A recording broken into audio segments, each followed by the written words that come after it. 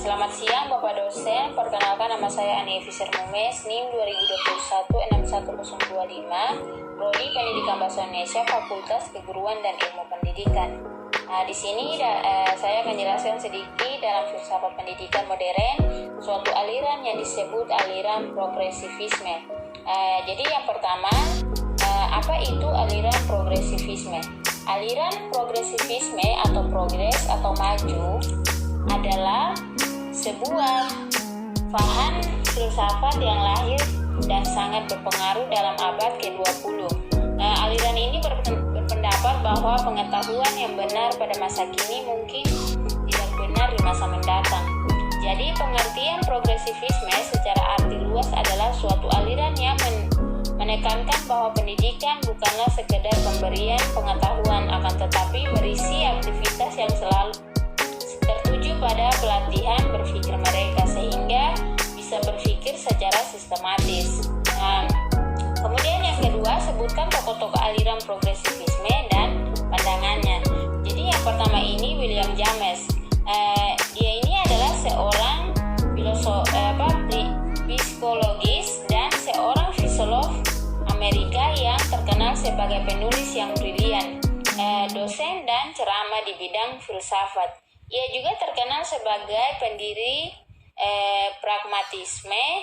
Dia menegaskan bahwa fungsi otak dan pikiran itu dipelajari sebagai bagian dari mata pelajaran pokok dari ilmu pengetahuan alam. Kemudian yang kedua, John Dewey.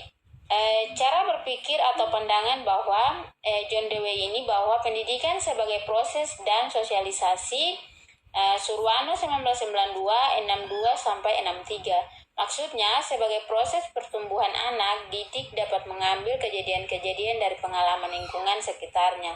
Jadi, teori Dewey ini tentang sekolah adalah progresivisme yang lebih menekankan pada anak didik dan minatnya daripada mata pelajarannya sendiri. Kemudian yang ketiga, John Locke, 1632-1704. Ini mengemukakan bahwa sekolah hendaknya ditujukan untuk kepentingan pendidikan anak.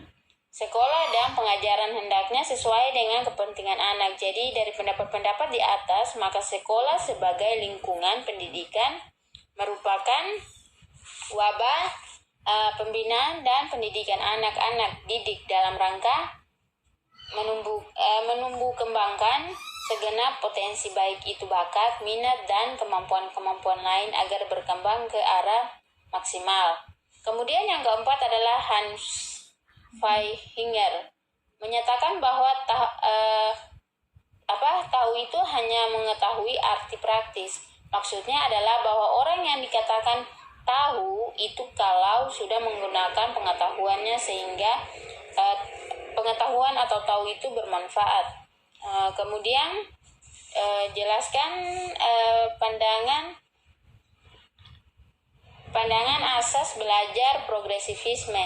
Menurut aliran progresivisme, belajar dilaksanakan perangkat dari asumsi bahwa anak didik bukan manusia kecil, melainkan manusia seutuhnya yang mempunyai potensi untuk berkembang yang berbeda, kemampuannya aktif, kreatif, dan dinamis, serta punya motivasi untuk memenuhi kebutuhannya. Kemudian yang kedua, pandangan kurikulum progresivisme. Pandangan ini memiliki pandangan bahwa kurikulum merupakan pengalaman mendidik bersifat eksperimental dan adanya rencana serta susunan langkah yang teratur. Kemudian yang terakhir yaitu yang ketiga, pandangan progresivisme tentang budaya. Pandangan ini, budaya sebagai hasil budi manusia dalam berbagai bentuk dan manifestasikan sepanjang sejarah. Manusia sebagai makhluk yang berbudaya dan berbakat adalah upaya untuk mengandalkan perubahan dalam diri sendiri, lingkungan, dan masa-masa yang akan datang. Mungkin sekian dari saya. Mohon maaf Bapak dosen jika ada salah kata atau kata-kata yang kurang. Mohon maaf. Sekian dari saya. Terima kasih.